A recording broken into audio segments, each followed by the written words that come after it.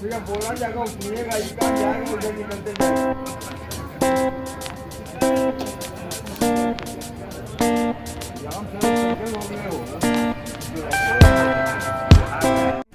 और आपको कोई ताली मारने वाले भी नहीं।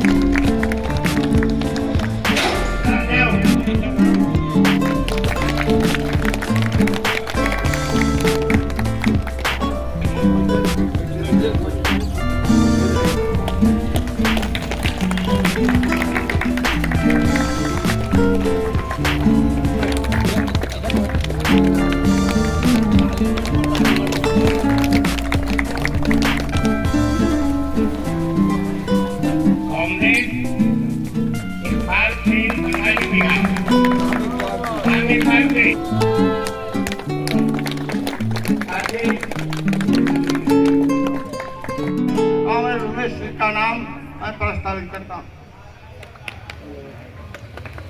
समर्थन करते हैं।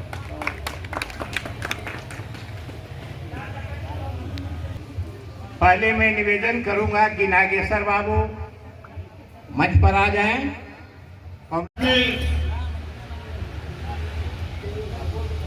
मंच पर बैठे भारतीय कम्युनिस्ट पार्टी राज्य कार्यकारिणी के सदस्य कांग्रेस वीरेंद्र केसरी जी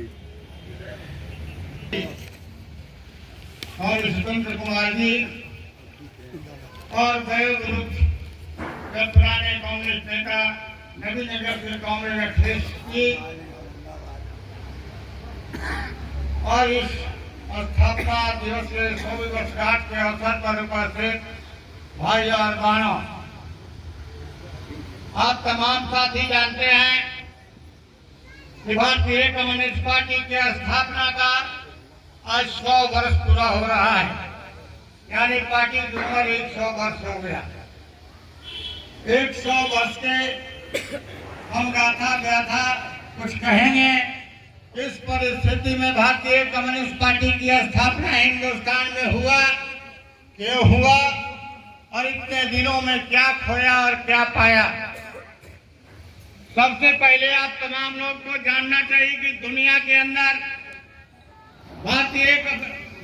अंदर कम्युनिस्ट पार्टी का सबसे नमस्कार, आप देख रहे हैं संगम भारत। और आज कम्युनिस्ट पार्टी CPIM का आज स्थापना दिवस मन रहा है। तो हमारे साथ में आज के अतिथि हैं, हम इनसे परिचय लेंगे, उसके बाद हम इनसे जानकारी लेंगे। सर, आप अपना पहले परिचय दीजिए। Vijendra Kesari, all India students federation के पूर्व राष्ट्रीय महासचिव। केवहाँ आज स्थापना दिवस मनाया जा रहा है?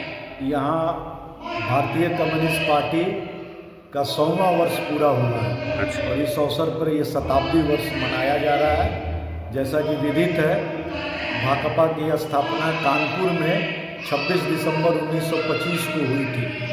तो पार्टी ने डिसाइड किया है कि आज से लेकर अगला 26 दिसंबर 2025 तक पूरे शताब्दी वर्ष मनाया जाएगा।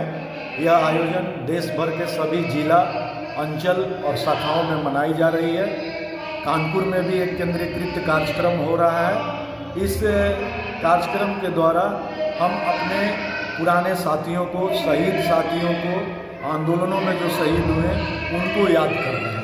यानी कुल मिला के कहा जाए तो भारत के अंदर किसान, मजदूर, मेहनतकश, विद्यार्थी, नौजवान और महिलाओं का जो आंदोलन है, वो आंदोलन आज 100 वर्ष पूरा कर रहा है एक संगठित आंदोलन के रूप में। और इस शताब्दी वर्ष के माध्यम से हम अपने पुराने इतिहास को याद कर रहे हैं। 100वां स्थापना दिवस के अवसर पर आप तमाम कॉमरेड्स को क्या कहना चाहेंगे, क्या संदेश देना चाहेंगे? पार्टी स्थापना काल से लेकर आज तक संघर्षरत है। वर्तमान में जो चुनौतियां हैं भारत के अंदर, गरीबी, बेरोजगारी, सांप्रदायिक उन्माद, अशिक्षा, इन सारे राजनीतिक और सामाजिक सवालों को लेकर पार्टी जंग के मैदान में है। लोकतांत्रिक तरीके से हम इन आंदोलनों को आगे बढ़ाएंगे। इस नए शताब्दी में जो आने वाला है, इसमें खास करके निजीकरण के माध्यम से जो चंद पैसे वाले लोगों का दबदबा बढ़ रहा है, उसके मोनोपोली के खिलाफ सीपीआई सीना तान कर खड़ी है और ये आंदोलन आगे की ओर जाएगा। जिस तरह से बाबा साहब को अपमान किया गया संसद में एक गृह मंत्री के द्वारा, अमित शाह के द्वारा, इस पर क्या कहना चाहिए? आपकी पार्टी क्या इस पर? कल ही दिल्ली मुख्यालय में चारों वामपंथी पार्टियों का बैठक हुआ है। सभी महासचिव वहाँ उपस्थित हैं और पार्टी ने तय किया है कि जो बाबा साहब के बारे में अपमानजनक शब्द बोले गए हैं गृह मंत्री के द्वारा, यह उचित नहीं है और इसका विरोध पूरे देश में होगा। और इसका बाकायदा कार्यक्रम बनाकर हम लोग जनवरी के माह में अभियान में उतरेंगे। सर, आजकल में ही एक जीएसटी और लगा है, जो परीक्षा जो भी फॉर्म हो उस पर 18% जीएसटी लगाया गया। तो क्या कहेंगे, जो पुराना गाड़ी है उस पर जीएसटी लगाया गया है, तो इस तरह से जो जीएसटी लगाया जा रहा है, इस पर क्या कहना चाहिए? यह केंद्रीय सरकार पूरे इतिहास में सबसे ज़्यादा टैक्स वसूलने वाली सरकार बनी है। तमाम पत्र पत्रिकाओं और मीडिया में यह बात आई है, लेकिन यह सरकार जनता के बुनियादी सुविधा देने में चैंपियन नहीं रही है। यह चंद मुट्ठी भर लोगों के लिए जो यहाँ के बड़े बड़े इजारेदार हैं उनके पक्ष में काम कर रही है, और दूसरी तरफ गरीब किसान, मजदूर, विद्यार्थी, नौजवान अपेक्षित फील कर रहा है। वो उनको अपने वृत्त के किनारे खड़ा करके रखे हैं।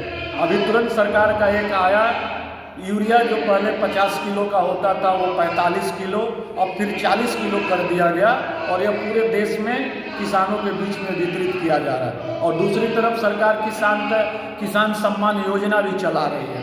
ये दो रंगी सरकार है, इनके कथनी और करनी में समानता नहीं है, और इसीलिए देश की तमाम समस्या समाधान की ओर नहीं बढ़ रहे हैं, बल्कि उसको उलझाया जा रहा है या उसको जटिल बना दिया जा रहा है।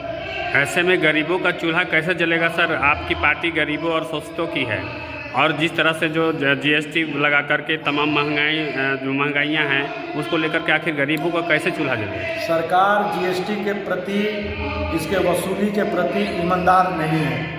यह एक हवा खड़ा किया जा रहा है कि करदाताओं को ही सुविधा दी जाए, लेकिन ये भूल जा रहे हैं कि भारत का हर एक नागरिक डायरेक्ट या इनडायरेक्ट करदाता है। हम एक दवा भी खरीदते हैं तो टैक्स देते हैं, हम कपड़ा, अभी तो इस सरकार में विद्यार्थी अगर पाठ्य पुस्तक, कॉपी, पेन भी खरीदते हैं तो वो टैक्स देते हैं। इवन अंतिम संस्कार के लिए आप कफन भी खरीदते हैं तो आप सरकार को टैक्स दे रहे हैं। इतने बड़े पैमाने पर टैक्स वसूलने के बाद यह सरकार गरीबों को सिर्फ 5 किलो अनाज की योजना में उलझाना चाह रही है। हमारी पार्टी सरकार से ये मांग कर रही है कि नागरिकों का जो बुनियादी अधिकार है, रोटी, कपड़ा, मकान, रोजगार, शिक्षा, ये उनको देना पड़ेगा।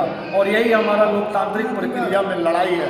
इस लड़ाई को लेकर सभी वामपंथी दल आगे की ओर बढ़ रहे हैं और एक बड़ा जन आंदोलन इस देश में खड़ा किया जाएगा। चलिए, बहुत धन्यवाद। हमारे साथ में एक कॉमरेड हैं सिनेश राही जी, इनसे भी थोड़ा सा प्रतिक्रिया लेते हैं। आज स्थापना दिवस मना रहे हैं 100वां, तो इस अवसर पर क्या कहना चाहेंगे आप?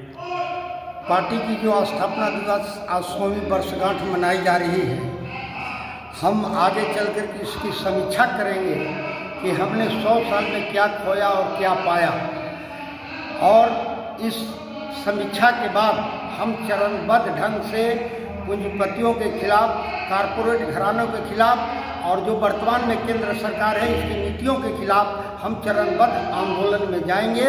इस स्थापना का मूल उद्देश्य है।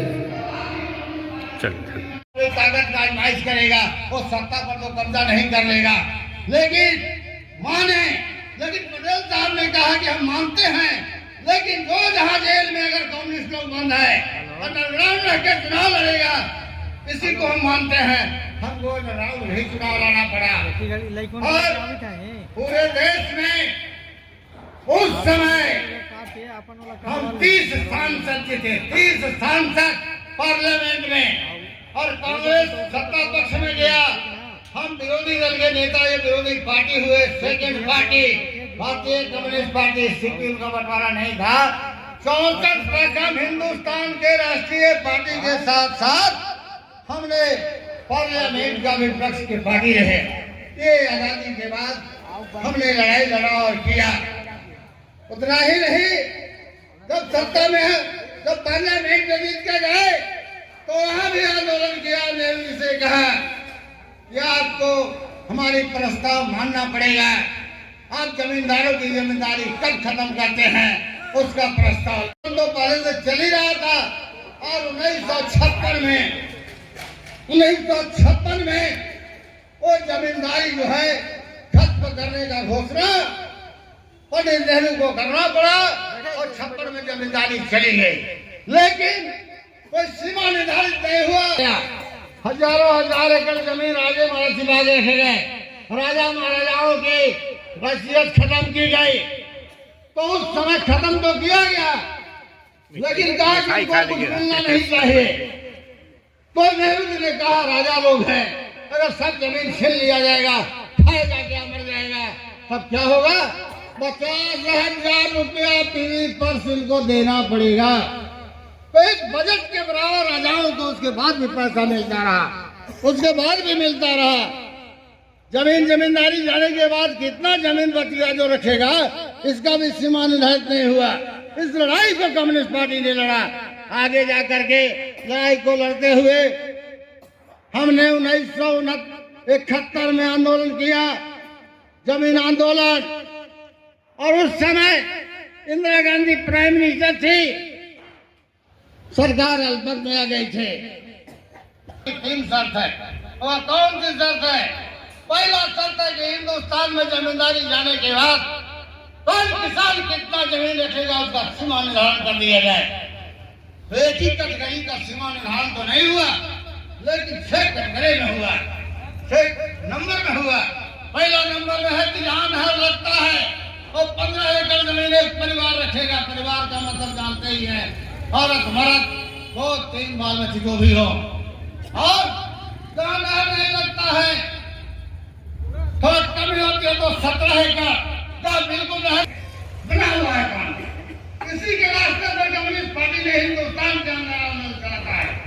इतना सीमा के बाद उसको कहा गया, कम्युनिस्ट पार्टी कहा कि ये जो माफिया लोग कोयला खदान चलाते हैं, जो उनकी जमींदारी चलता है, उसको राष्ट्रीयकरण कर दो। तो कहा कि भी कर दिया। तीसरा क्या है? तो हिंदुस्तान के बड़े बड़े जो बैंक हैं, जिनमें बड़े बड़े कंपनियों को और जो है जमींदारों का जो पैसा जमा होता है या बैंक उनके हाथ का है, उन तमाम बैंकों को राष्ट्रीयकरण करो। तो भी कहा कि ठीक है, इसको भी मैंने कर दिया। और ये 2-3 काम जिसकी गणना आज भी सोनिया गांधी हो, चाहे राजीव गांधी भी भर गए, नहीं, ये जो राहुल गांधी है उसकी चर्चा करते रहते हैं, पार्लियामेंट में बोलते हैं कि हमने बैंक का राष्ट्रीयकरण किया है, हमने सीलिंग नियम का कानून का लागू किया है, लेकिन कौन किसके कहने पर हुआ इसका प्रस्ताव कम्युनिस्ट पार्टी नहीं दिया था और उस काम को किया। उस काम करते हुए मैं आंदोलन के बाद, देश आजाद होने के बाद मैंने इस लड़ाई को लड़ते हुए आगे बढ़ते चले गए। आज कम्युनिस्ट पार्टी भले युवा कमजोर हुआ है, कमजोर का कारण जानते हैं।